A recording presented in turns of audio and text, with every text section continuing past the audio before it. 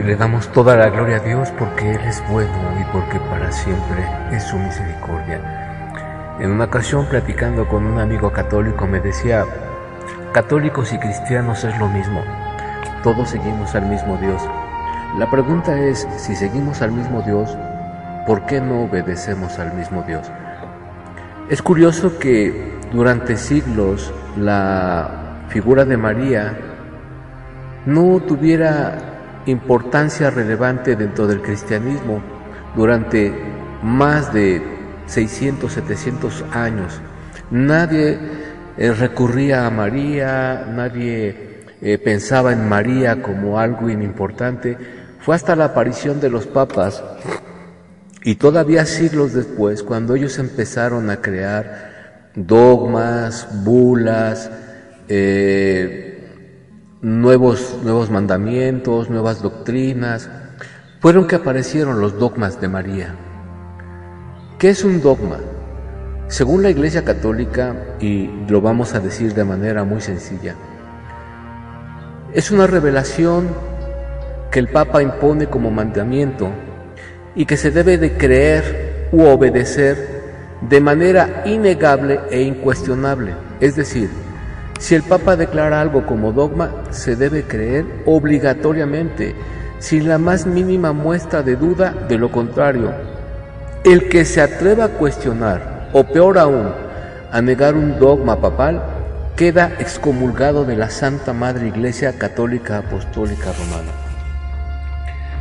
Existen varios dogmas dentro de la Iglesia Católica por los cuales los que no lo obedezcan deben de ser expulsados de la comunión de la Iglesia. Pero trataremos solo unos pocos y con relación a la divinidad de María, pues al comprobar tú que son antiescriturales estas enseñanzas, podrás también darte cuenta que cada dogma de la Iglesia es solo una creación de hombres para esclavizarte. Lo contrario a la esclavitud es la libertad, y el Señor dijo: conocerán la verdad y la verdad los hará libres.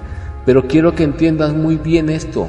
Él dijo: conocerán la verdad y la verdad los hará libres. ¿Pero a quién? ¿A quién le dijo esto? Antes de estas palabras Él dijo: si ustedes permanecen en mi palabra, serán verdaderamente mis discípulos y conocerán la verdad y la verdad los hará libres. No quiere decir que porque tú escuches algo te va a hacer completamente libre. Solamente el Hijo del Hombre puede hacernos libres.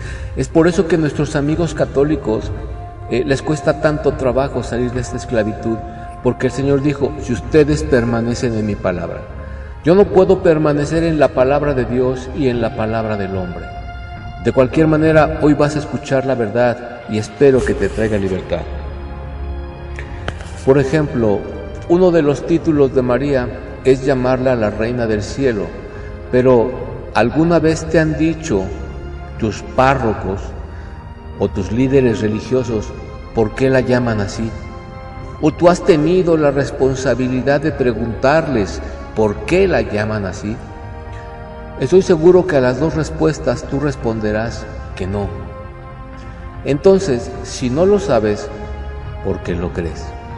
Quizás digas que por fe, pero ¿sabes lo que es la fe? En la Biblia la fe significa confiar y obedecer. Si tú dices creer por fe, pero no obedeces la Escritura que dice en la primera carta de Tesalonicenses: examínenlo todo y quédense con lo bueno.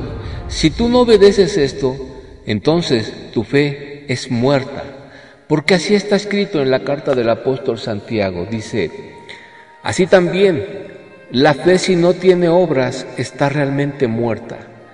Y si tú no obras conforme a la obediencia, tu fe está muerta. Es por eso que decía el Señor: si permanecen en mi palabra, serán mis discípulos, conocerán la verdad. Pero si tú no permaneces en la palabra, no eres discípulo del Señor Jesucristo y por eso no puedes conocer la verdad. Del mismo modo, si tú crees y defiendes los dogmas de María, pero no has comprobado si son ciertos o falsos, tu fe es vana, pues no sabes ni lo que estás creyendo. Es como dijera el Señor a la samaritana en el Evangelio de Juan, capítulo 4, versículo 22, dice: ustedes adoran lo que no saben, nosotros adoramos lo que sabemos, porque la salvación viene de los judíos. Por eso es que la gente dice: adoramos al mismo Dios. No es cierto, ustedes adoran lo que no conocen, nosotros adoramos lo que conocemos, porque hemos conocido a Dios a través de las Escrituras. Pero si tú no permaneces en las Escrituras, no puedes conocer a Dios y vas a adorar lo que no sabes. Por cierto, ¿sabías que el título de Reina del Cielo le correspondía desde hace miles de años antes a una mujer llamada Semiramis, y que la imagen de ella era una figura femenina cargando a un niño, y que Dios aborrecía la adoración a la Reina del Cielo? Mira lo que dice la Biblia católica en el libro de Jeremías, capítulo 7, versículo 18, dice: los hijos amontonan la leña, los padres encienden el fuego, y las mujeres amasan para hacer las tortas a la Reina del Cielo, y luego derraman vino en honor de dioses extranjeros para así ofenderme. Cuando tú adoras a la Reina del Cielo, la llames como la llames, estás ofendiendo a Dios, porque Él es celoso y no comparte su gloria con nadie. Ahora, para que una mujer sea reina, debe ser esposa de un rey. Entonces, si María es la Reina del Cielo y Jesús es el Rey de Reyes, ¿cómo puede ser madre y esposa de Jesucristo al mismo tiempo? Pues así está escrito en el libro de Apocalipsis, capítulo 19, versículo 16. Dice: en el nombre de Jesús, y en su vestidura, está hablando de Jesús, y en su muslo tiene escrito este nombre: Rey de Reyes y Señor de Señores. Si María es reina y Jesús es rey, entonces son esposos, pero si son esposos, ¿cómo es su madre? Con esto debería de ser suficiente para darte cuenta que las enseñanzas sobre María son falsas. Y quizás te estés preguntando: ¿por qué los cristianos siempre atacan a María? Pero es momento de acabar con esta farsa. Pero respóndeme primero con valor, como persona adulta que eres. Del tiempo que llevas escuchando este video, ¿en qué momento me has escuchado atacar a María? Llamándola mentirosa, engañadora, traidora, apóstata, falsa. ¿En qué momento me has escuchado ofenderla? En ningún momento he dicho tal cosa. Pero a los católicos les encanta defender lo que no entienden. Yo jamás estoy atacando a María. Si pusiste atención, dije que esto era lo que los hombres perversos habían dicho acerca de María. Así que mi predicación no es contra María, sino contra los ladrones que explotan su persona a cambio de riqueza y poder. Por eso, como dije, es tiempo de acabar con esta farsa de que atacamos a María. Ella jamás dijo las herejías que enseña el clero católico. Si tú has leído alguna vez la Biblia, dime, ¿en dónde dice que María dijo: yo soy la Reina del Cielo, yo soy corredentora de la humanidad, yo seré siempre virgen? ¿En dónde lo dijo ella? Contesta, pero contéstame con textos bíblicos, no defendiendo con palabras agresivas o sin sentido, ideas que jamás tú has sido responsable de investigar si son ciertas o falsas. Ya basta de estarnos atacando de algo que no hemos hecho. Jamás atacamos a María ni a ningún personaje de las Escrituras que la Iglesia de Roma llama santos. Nuestra predicación es contra los que, diciéndose líderes santos, engañan y desvían a la gente de la verdad, exactamente como escribió el profeta Isaías: pobre pueblo mío, oprimido por niños y gobernado por mujeres, pobre pueblo mío, extraviado por tus guías, que tuercen el curso de tu senda. Isaías 3:12. María está en el cielo, esperando su recompensa, como está escrito en el libro de Apocalipsis 22:12. Dice en el nombre de Jesús: he aquí yo vengo pronto, y mi galardón conmigo para recompensar a cada uno según sea su obra. Ella recibirá su recompensa. No te preocupes por ella, preocúpate por ti. Pero como pudiste comprobar, no es la reina del cielo, ni tampoco, como enseña uno de los dogmas católicos, no es corredentora de la humanidad. Pues según el papado, María también puede salvar, ya que la sangre de Cristo es la sangre de María. Fíjate de qué manera tan diabólica usan los papas la lógica, pero está bien, vamos a pagarle con la misma moneda. Si la sangre de Cristo es la sangre de María y por eso ella puede salvar, entonces la sangre de la Madre de María también puede salvar, pues la sangre de Cristo es la sangre de María y la sangre de María es la sangre de su abuela y a la vez de Cristo. Pero también la sangre de la bisabuela de María entraría en esta lógica, y la de su tatarabuela, y así sucesivamente hasta llegar a Eva. Por lo tanto, todas estas mujeres deberían ser llamadas corredentoras juntamente con Cristo, no solamente María. Entonces, mira cómo su lógica es desbaratada de una manera tan fácil. Pero ahora mira lo que dice la Escritura acerca de la sangre de María. En el Evangelio de Mateo, capítulo 23, versículo 19, dice: necios y ciegos, porque ¿cuál es mayor, la ofrenda o el altar que santifica la ofrenda? La sangre de todo ser humano es inmunda, pues está contaminada por el pecado, igualmente la de María, como está escrito en la carta a los Romanos capítulo 5 versículo 12, dice en el nombre de Jesús: por tanto, como el pecado entró en el mundo por un hombre y por el pecado la muerte, así la muerte pasó a todos por cuanto todos pecaron. María también pecó. Es verdad que al principio fue una mujer pura, digna de que Dios la escogiera para la labor que la escogió, pero después cometió errores, después cometió pecados. Aquí lo está diciendo Dios: todos pecaron. Pero Cristo santificó esa sangre en su cuerpo, porque Él es santo. Recuerda, la sangre de María fue heredada desde Eva, y el que creó a Eva fue Jesucristo. Así que la sangre de Eva le pertenecía a Jesús, como también la de Eva, la de María. ¿Ves qué gran diferencia entre la perversidad del clero católico y las Sagradas Escrituras? Las Sagradas Escrituras no nos dejan lugar al error. Pero no para ahí su maldad de estos hombres, pues aseguran que María fue concebida de manera milagrosa. Eso es lo que llaman la purísima concepción de María. Pero si tú le exiges a un sacerdote que te demuestre con las Escrituras tal aberración, te dirá que quedas expulsado por negar uno de los sagrados dogmas de María. Pero ¿sabes por qué te expulsan?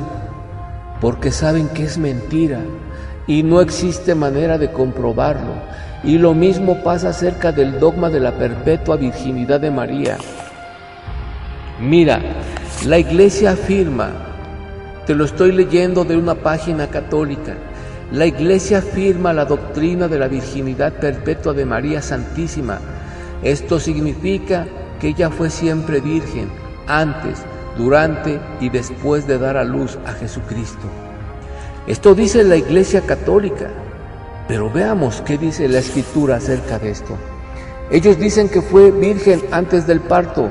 Eso es verdad, pues en el libro de Isaías, capítulo 7, versículo 14, dice en el nombre de Jesús: por tanto el Señor mismo les dará señal.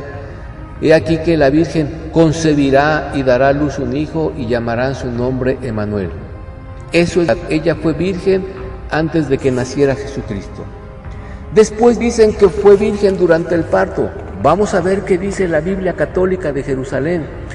En el Evangelio de Lucas, capítulo 2, versículo 22 y 23, dice en el nombre de Jesús: Cuando se cumplieron los días de la purificación de ellos, según la ley de Moisés, llevaron a Jesús a Jerusalén para presentarle al Señor, como está escrito en la ley del Señor: todo varón primogénito será consagrado al Señor. Dice que cuando se cumplieron los días de su purificación. ¿Pero cuál purificación? Aquí mismo en esta Biblia, en el libro de Levítico, capítulo 12, versículos de 1 al 4, dice: en el nombre de Jesús, Yahvé habló a Moisés y dijo: habla a los israelitas y diles: cuando una mujer conciba y tenga un hijo varón, quedará impura durante 7 días. Será impura como el tiempo de sus reglas. Al 8º día será circuncidado el niño de la carne del prepucio, pero ella permanecerá todavía 33 días, escucha, purificándose de su sangre. No tocará ninguna cosa santa, ni irá al santuario hasta cumplidos los días de su purificación. Bien, dice que María y José se esperaron hasta que ella quedara ya pura, hasta que hubiera pasado el tiempo de su purificación, de la purificación de su sangre. ¿De dónde salió esa sangre? Esa sangre sale cuando el bebé nace, se rompe la placenta, la mujer tiene un barrido de sangre, expulsa sangre, y en ese momento la mujer ya no puede seguir siendo virgen, aun como fue en el caso de María. El Señor Jesús nace de manera, tú lo estás viendo.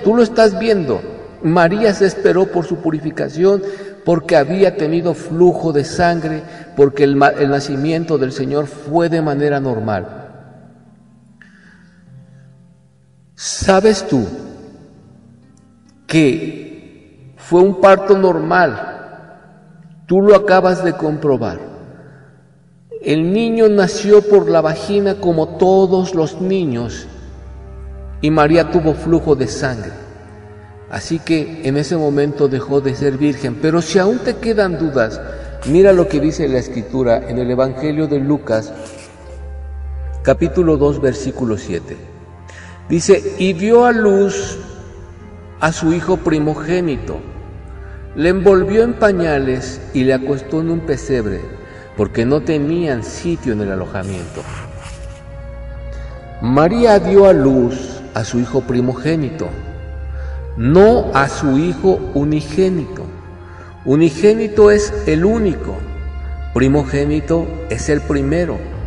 Pero para que exista un primero, debe por lo menos existir un segundo. Si no, como dijimos, sería el unigénito, el único. Pero para José y María, él fue el primero, y después de él hubo otros concebidos de manera natural. Por eso dice la Escritura, aquí te muestro 2 Biblias católicas.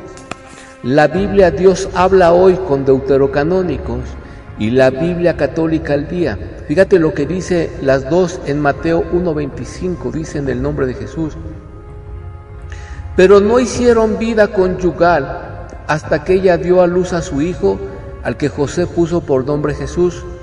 En la siguiente dice: pero no tuvieron relaciones conyugales con ella hasta que dio a luz a un hijo a quien le puso por nombre Jesús. En las 2 dice que José no tuvo relaciones con María hasta que dio a luz a su hijo. Ya después hubo una vida totalmente normal.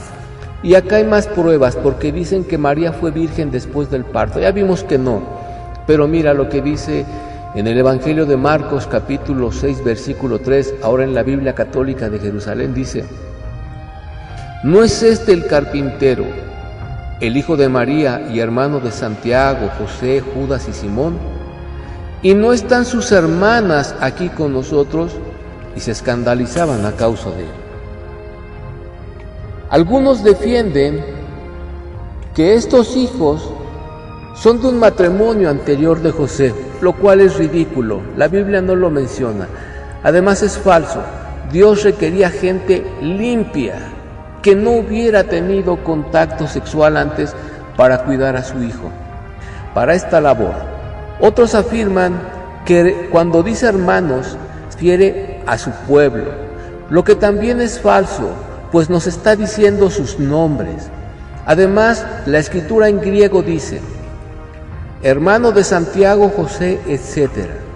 La palabra hermano es la palabra griega adelfo, que significa del mismo vientre, del mismo vientre.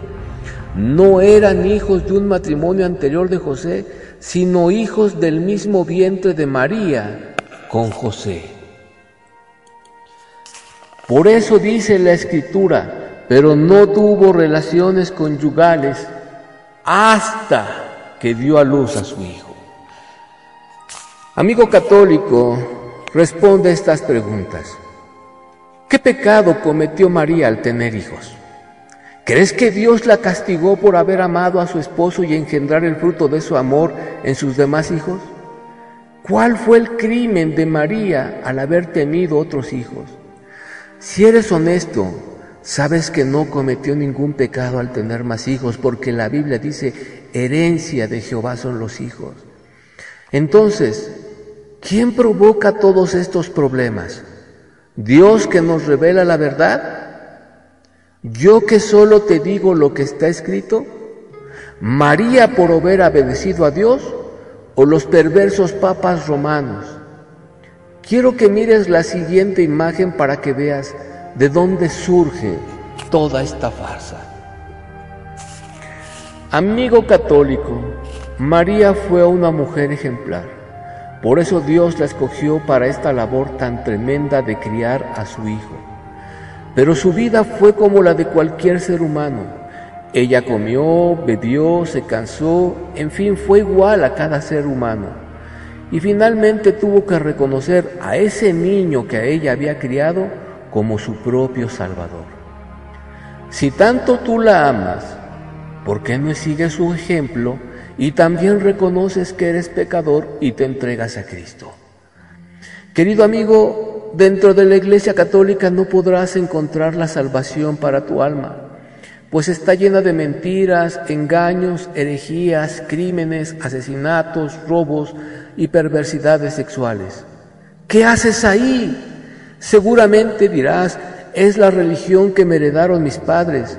Eso es cierto, pero no es la religión que nos heredó Cristo, y tus padres no te podrán salvar el día que estés delante de Dios. Mi propósito no es turbarte ni obligarte a salir de esta iglesia. Tú ya estás grande, sabes lo que decides, y menos te pediría yo que te salieras para unirte a una de las diabólicas iglesias modernas que se hacen llamar cristianas. Pero ahí, en tu casa, híncate mirando al cielo y a solas pídele a Dios que te muestre el verdadero camino y que te lleve por él. Pídele perdón por haber sido desobediente, arrepiéntete de toda tu maldad y entrégate a Jesucristo. Él ya murió por ti. Es difícil encontrar una buena iglesia cristiana, pero si oras fervientemente cada día a Dios, Él no te dejará avergonzado, como está escrito. Diario estamos orando por aquellos que aún no conocen la verdad, pidiéndole a Dios que les regale la fe para creer en el sacrificio de su Hijo y arrepentirse para seguir el buen camino. Espero que tú seas uno de ellos. Y antes de que te enojes, te voy a dar un consejo. Cuando uno está escuchando estas palabras, el diablo está trabajando en la mente. No le hagas caso, no le creas. Él ataca tu fe, él es un anticristiano, él es un anticatólico y te está diciendo muchas cosas. Yo te voy a dar un consejo. Híncate, trata de poner tu mente tranquila, relajada y medita en lo que escuchaste. Pídele a Dios, ayúdame, Señor, a meditar en lo que he escuchado. Y Él va a reprender ese demonio que ahora te mete ideas contrarias a lo que escuchaste, porque lo que escuchaste es la verdad. Y Él no quiere que conozcas la verdad para que no te resplandezca la luz bendita de la salvación del Evangelio. Antes de enojarte, antes de gritarme, antes de ofenderme, híncate un rato, órale a Dios y dile que te ayude a meditar en lo que escuchaste, para que Él te dé testimonio de la verdad. Que Dios te bendiga y te guarde, y por favor, apresúrate porque el tiempo se acaba. En el nombre de Jesús. Amén.